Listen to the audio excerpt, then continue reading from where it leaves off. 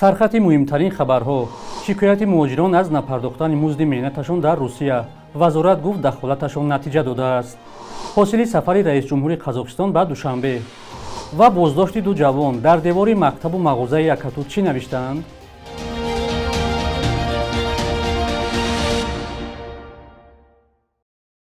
درود بیننده‌های عزیز، برنامه نوید بامدادی را با خبرهای نو از تاجیکستان و جهان از استودیوی رادیوی آزادی در دوشنبه تقدیم می‌کنیم. امروز 23 آگوست است.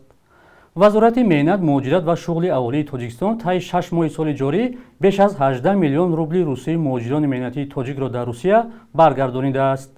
این عمل در پی شکایت مهاجران مهنتی به نمایندگی این نهاد در روسیه صورت گرفته است.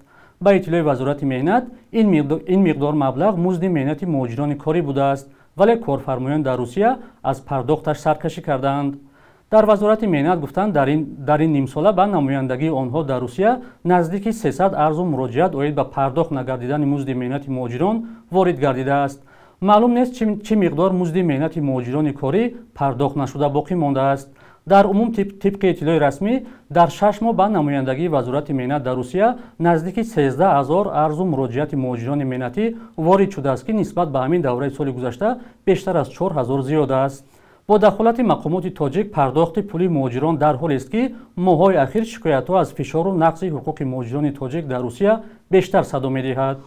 ماموران میلیسا در ناحیه عبدالرحمن جامی دو جوان را با گمان نوشتن دعوت و تهدید در دیوار مکتب و مغازه و سرتراشخانه دستگیر کردند. مقامات به طور رسمی معلومات نمی‌دهند. یک همصحبت رادیوی آزادی در حکومت عبدالرحمن جامی روز 22 آگوست بازداشت جوانها را تصدیق کرد، اما با سبب گویا مخفی بودن پرونده و نداشتن اجازه صحبت جزئیات نداد. کوشش‌های ما برای یافتن والدان بازداشت‌شده‌ها و گرفتن شرح شعبه کارهای داخلی ناحیه تا این دم بی‌نتیجه بود. منبع‌های آگاهی رادیوی آزادی خبر دادند که حادثه در اول ماه آگوست در جماعت یکتوتی ناحیه عبدالرحمن جامی روی داده است. یکی از آنها گفت در دیوار مغازه، سرتراشخانه و مکتبی به نام گار که نوشتند که اکانت‌ها و آدرس‌های تلفن‌هایتان را عوض کنید و خانه آنهایی را که ما را به مقامات می‌فروشند آتش می‌زنیم. این خبر را به مقامات رسید و تفتیش در جماعت سر شد. انگیزه چنین رفتار جوانان معلوم نیست. در گذشته چند نفر را در تاجیکستان برای دیدن یا گذاشتن لایک و به دیگران فرستادن نواری وابسته به مخالفان بازداشت و زندانی کردند.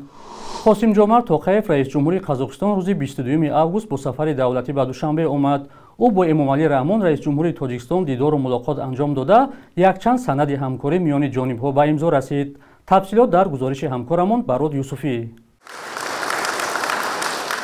14 قرارداد تجارتی و سازشنامه همکاری به مبلغ عمومی 1.2 میلیارد دلار. این حاصل سفر دولتی قاسم جمعت توقیف رئیس جمهور قزاقستان و تاجیکستان که پس از دیدار و ملاقات دو رئیس جمهور و هیئت‌های کشورها به دست آمد.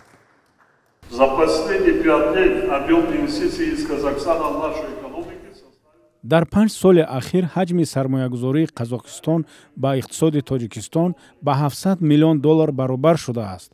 ما من بعد هم فعالیت سرمایه‌گذاری قزاقستان را استقبال می‌کنیم. با امکانیت‌های بزرگ تجارتی و اقتصادی و بخش سرمایه‌گذاری نتیجه‌های بیزنس فورум دیروزه در دوشنبه اشارت می‌کند. در چهارچوب این فورум جانب‌ها 14 قرارداد تجارتی و سازشنامه همکاری در حجم عمومی 1.2 میلیارد دلار به امضا رسانیدند. تاجیکستان و قزاقستان تصمیم دارند گردش مال و کالا میان دو کشور را به 2 میلیارد دلار برسانند. این تصمیم در فورум تجارتی و سرمایه‌گذاری دو کشور اعلان شده است که دیروز در دوشنبه در حاشیه سفر توقیف برگزار شد. سال گذشته گردش مال و کالا میان این دو کشور از مرز 1 میلیارد دلار گذشته بود.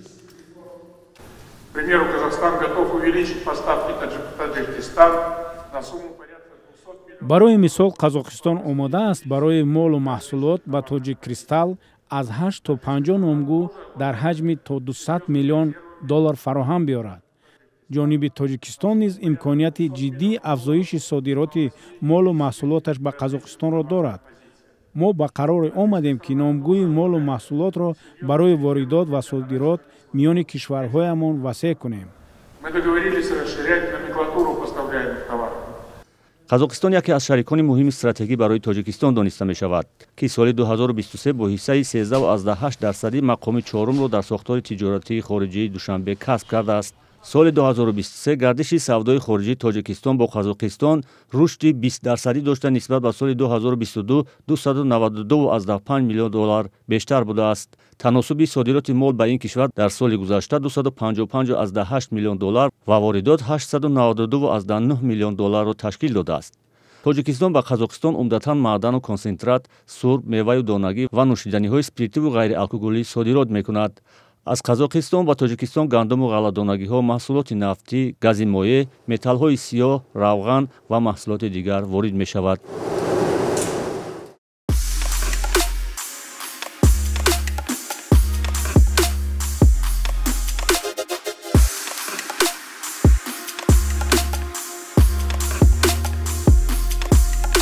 همه چیزی که میخواهند و میخواهید در اینجا هست.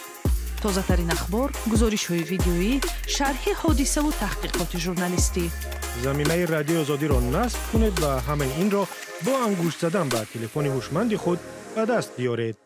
دهها پناهجوی اوکراینی که اکثریت کودکان شب را در یک خیابان مجارستان روز کردند. آنها از حق زندگی در خانه‌هایی که از سوی دولت پیشنهاد شده بود محروم گشتند.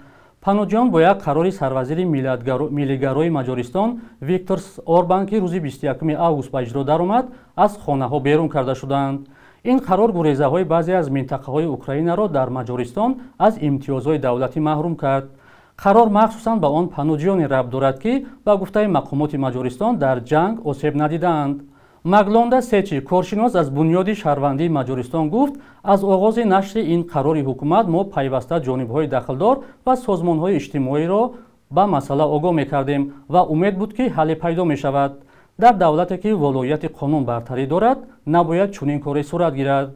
نخست وزیر مجارستان ویکتور اوربان منتقد سیاست مهاجرپذیری اتحاد اروپا است و آن را آشکارا تنقید می‌کند و در خط سرحد کشورش پنجره کشیده است. وی همچنین از روسیه حمایت میکند. بخش یک روزی تاریخ را همکارمون خیرامان بقازاده آماده کرده است که تحولات مهمترین تاریخ را در روز 23 آگوست فرا میگیرد.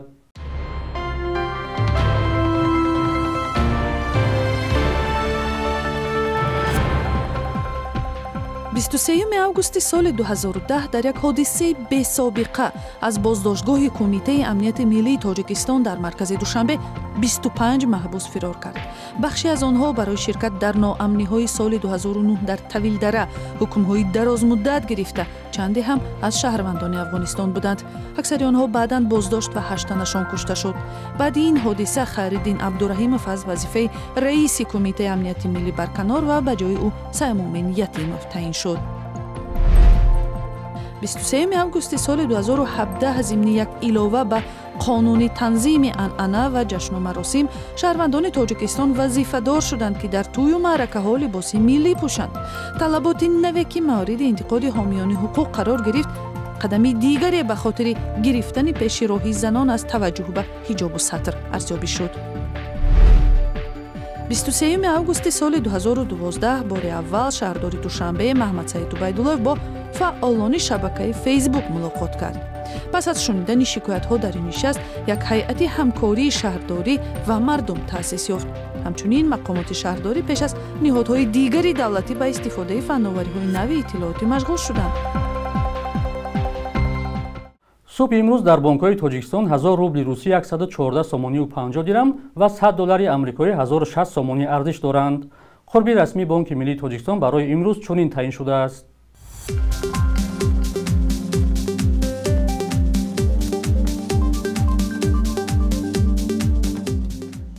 бинандагони азиз, муддати ҷудошуда барои барномаи навид ба анҷом расид.